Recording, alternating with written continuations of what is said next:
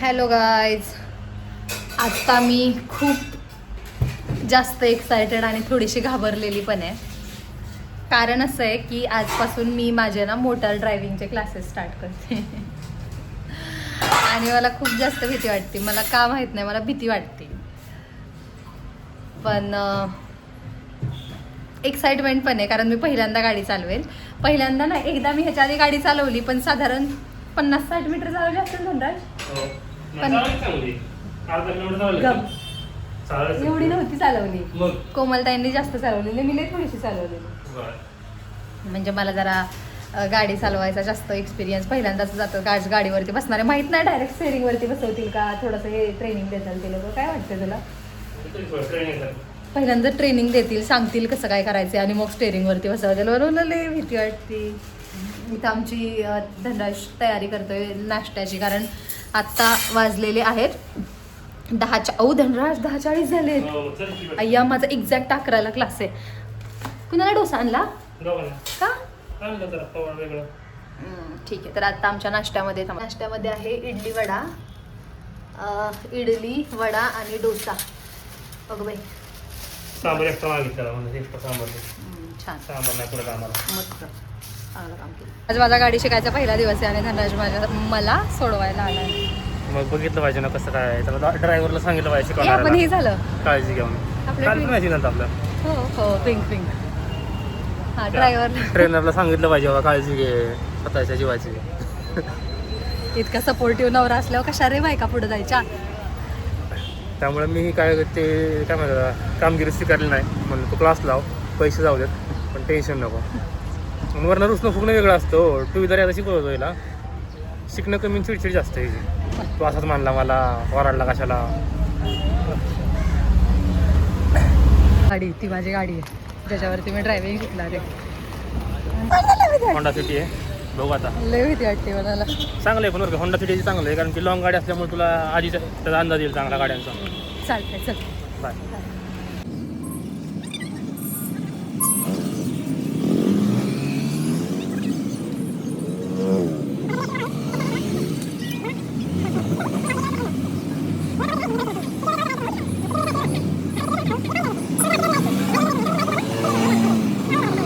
वर्षा, मग कसं वाटते पहिला ड्रायव्हिंगचा क्लास? काय चांगलं वाटत नाही. ओरडलायस मला आत्ता. कधी ओरडलं तुला? आत्ता का? कशाने ओरडलो? यार धनराज, प्रश्न नाही विचारायचे, मग क्लास कशासाठी हवा? अगं विचार की प्रश्न, पण तू पुढे बघून विचार ना. तू त्यांच्याकडे बघून गाडीचं स्टेअरिंग सोडून, जी शिकायची सोडून प्रश्न विचारत असतेस. अर्धा क्लास झाला तर तुझं लक्ष नव्हतं शिकण्यावर. काय यार धनराज. बरं चल, कर उद्यापासून मी नाहीये. आजचा तुझं सांग एक्सपिरियन्स कसा काय?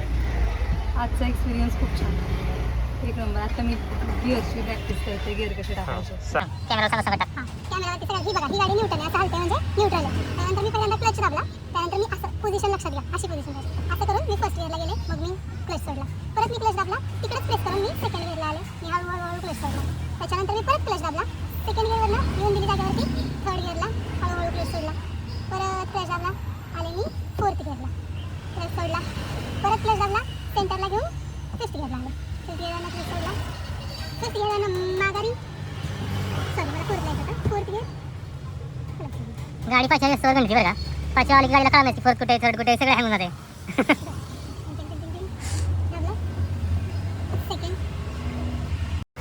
मग खूप एक्साइटमेंटमध्ये घरी आले आणि आज आमचा मिसळ बनवायचा प्लॅन होता. हे बघा किती सुंदर मटकीचा रस्सा तयार झाला आणि अशी तर्री आली.